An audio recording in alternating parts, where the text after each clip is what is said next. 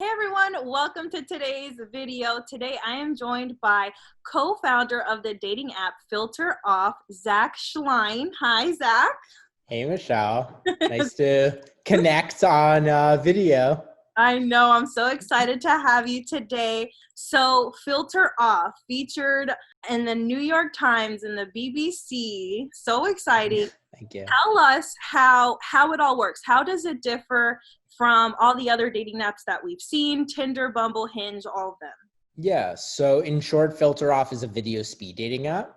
So once you create your profile, you set your preferences, and in your feed, based off your location, you'll see date night events. So you may have like the Miami or Orlando date night, and then you may have also interest-based events. So like in New York City, we've had some like runners events, and those events are for people that are single that want to meet other people that have like-minded interests. That is so cool. Thank you. Thank you. We have these geographic and interest. And then once you RSVP to the event, 1 hour before the event, you get a text message that says, hey, confirm your attendance. You confirm your attendance and we schedule you dates. So we try to shoot anywhere from 3 to 7 dates. And basically you could look at these dates beforehand. The photos are blurred, but you could see the fun facts. So you'll know you have an upcoming date. Like I have an upcoming date with Michelle, whatever. Or Yeah. Rachel or Ashley, and I'll see my dates before and get a little understanding of who they are. So it's cool. It kind of, we want to mimic like the intersection of offline dating with online dating. Yeah. So you have the dates lined up. Once the date night occurs, it'll change to start video. You click start video and you enter like a 90-second video chat with your date. And after the time, you say if you like each other or not. And if it's a mutual match, you're entered into a match where you can send in-app messages or video messages. Oh, I love how it's split up into like genres and niches, like running, and that's Yeah. cool because obviously like you start off with interests that you both are into. So how often like do you schedule these meetings? Like Yeah. the same kind of interest meetings? Yeah. So right now, our biggest cities are New York City, London, San Francisco, and Los Angeles. And then in terms of Florida, Miami is pretty big. We're doing Miami events. I think we're having a Tampa event too. So these are, depending on the size of the audience, we try to do 1 to twice a week. Okay. But we're also launching a new feature called Matchmaker that gives you like super curated matches. And it sounds like what it is, like if you're working with a matchmaker. So this is where your preferences come into effect. Yeah. So if you say, I want to date someone who is a certain ethnicity, a certain religion, and you say that's a deal breaker, we'll give you those dates and you're entered into like a chat with them, and you could only send a certain amount of texts to then schedule a video date with them. So the whole intention is to schedule a video date on your own time. So if you don't have any, let's say a ton of date nights in your city, because it's not a major city, then you could also use Matchmaker. So that's a service we're rolling out actually next week. Oh, so it's going to be separate from Filter Off, like a whole nother app? It's part of Filter Off. When you're on the Filter Off app, you'll see the events tab, and then you could see your events, and then you could also see the Matchmaker tab. Oh, okay. It's an extension. It's all within the app, just a different feature. Yeah, that's awesome. I love the fact that it's called Filter Off because you never know what goes on behind the screen on the other side. Let me tell you, I mean, I've had friends that have matched with people on Bumble and Tinder and, the other apps, and they'll be like, Michelle, like, how do I start the conversation? And I'm sure there are other people that they hate the small talk. They might be a little awkward maybe in the beginning, but I feel like it's so important to show your true self. Like, I love that this is called Filter Off because you get an opportunity to show who you are face to face, like, screen to screen pretty much. And you're not hiding behind just chat messages. I just feel like you need to show your genuine, authentic self. I know sometimes it's a little awkward in the beginning when you're first getting to know someone, especially through an app. But I love that this is like the new way of speed dating. What compelled you to create something like this? Yeah, so I would go on in-person dates and quickly realize a few seconds in or a few minutes in that it's just not a fit, whether they don't look exactly like their photos or maybe we just don't have chemistry. And it's different when you're like text messaging with someone and then when you actually can see them Yes. on video. And we feel video is like the most authentic experience outside, like right below meeting in person. So it's just really efficient. So it was just frustrating. So I would then ask women, I'd be like, hey, do you mind if we jump on like a FaceTime before? And most said no, because they just didn't feel comfortable jumping on a FaceTime with a stranger. I'm like, I just want to make this the norm. So that's kind of what inspired me to build Filter Off with my co-founder. And I really hope that it pushes people that are more introverted to step outside of their comfort zone, because there's a lot of people that don't like video. Like they hate looking at a camera, speaking to a camera, jumping on a video chat. But I think that's also like you said, it's a step below meeting in person. That's honestly like, instead of wasting your energy and your time into a date, you know, why don't we just hop on a video chat and see like if there is instantly. Yeah, so it makes a lot of sense. And I was kind of like thrown off a couple months ago. Like I was searching jobs, like virtual assistant jobs. And I came across a post. There was somebody that was looking to hire someone to run their dating app, to actually step in and like, instead of them to do like their talks and like try to connect. But then imagine like, then that person's going to go to the date and that person has not a clue like who they were talking to. Yeah, but I think the bigger question to ask is, why are they doing that? Right. And the Right. reason why they're doing that is because it takes a lot of time to swipe, to finally match, to message back and forth. So for them, they're like, my time is valuable. I'm going to hire someone to run my profile. But that's the beauty of Filter Off. It's super low touch. You're literally just show up on your video dates and that's it. We do all the work for you. So like, we'll see people who are like, they're doing their makeup beforehand. They're drinking wine on the date. And people tell us that it feels like a first date. Like they get the first date jitters. And that's super cool. So for anyone who's like, oh, I'm not sure about video dating, like I'm a little nervous, that's okay. Like go on. Remember, every time you go on a first date, you're probably a little nervous too. That's just being human. And that's what's so special about Filter Off, is that it feels like an actual date. I love that. So you have a background in IT, right? Yeah. So IT and marketing. Yeah. And so IT and marketing, you pretty much didn't have to really like pitch it to anybody. Like you were able to design this and like kind of launch this by yourself, obviously with the help of like your co-founder and things like that. How was that process? Yeah. So my co-founder does the dev and design, and I do the sales and marketing, and the process was good. I mean, he's a very close friend of mine. So it's been great working with him. But I think the biggest thing is, you have to build a product, but then you have to get people to join. And that's really hard for a lot of people. And we kind of were in the right place at the right time. We got out of beta 1 month before COVID, and then we just like exploded, like 25-fold from the pandemic. So it was really cool just kind of like iterating. And for example, these events were never there before when COVID started. That was because we realized, okay, we're getting a lot of people joining at the same time. Yeah. Like we gave them an option like 7 or 9 p.m. And then we were like, this is like an event. Like let's and we also had private like religious organizations and some brands asking to run their own private events. So it got weird where like there was the 7 and 9, and then there was also these like private events, and we're like, let's just make everything event based. So it actually changed. So I think it's important to be nimble, to pivot, and focus. So and I think we've done a really good job doing that. Yeah. And so like, let's say I'm a single female in Orlando. I can join, like, as I know you said you're in London, New York, California. I can join events over there. Or is it specifically in my area? Yeah. So in your feed, you'll see geographic events. So like that would be like Florida events.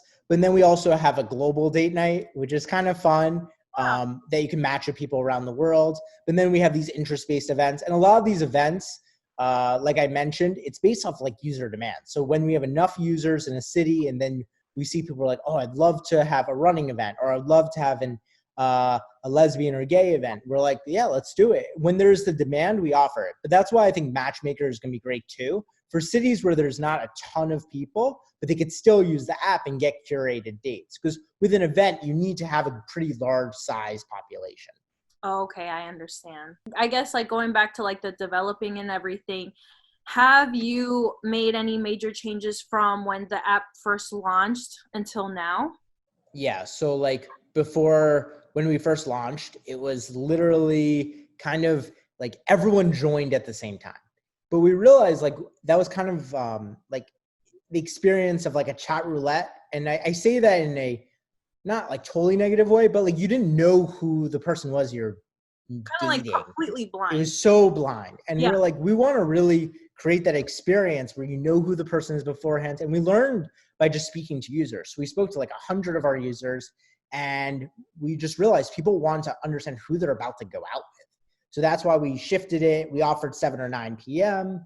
and then we shifted to events, and now we're adding this like matchmaker service. So it's really based off of like the user demand and understanding what are those pain points for our current users. Okay.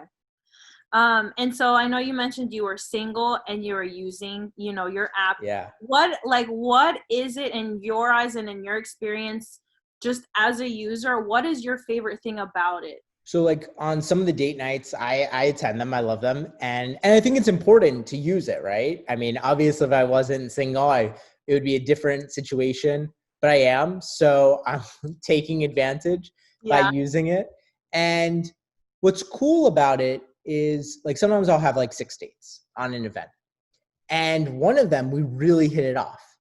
And when was the last time you were on a dating app and it only took you like 15 or 20 minutes and you really hit it off with someone in 15 or 20 minutes every time consistently? And that's the beauty of the app. So we give you like 6, like I said, 3 to 7 dates to really get an idea and see if you vibe with that person. And it's short. It's like 90 seconds. And people ask like, isn't that too short? But the thing is, imagine if it was like 5 minutes with someone you didn't like. It feels forever. It's going to feel like 5 hours. Yeah. But on the conversely, if someone you really like, it goes by quickly. And the beauty is you could always then message in the app or exchange numbers or jump on FaceTime. So it's been cool to be a user, match with some people that I was potentially interested in. We ended up FaceTiming. There's like one that I'm continuing talking to and I'm going to meet eventually. And then because I'm in New York, so it's a little still a bit locked down. Things are loosening up now, but yeah. And there was a couple that we FaceTimed for a few days and then it just kind of fizzled out, but that was cool, right? Yeah.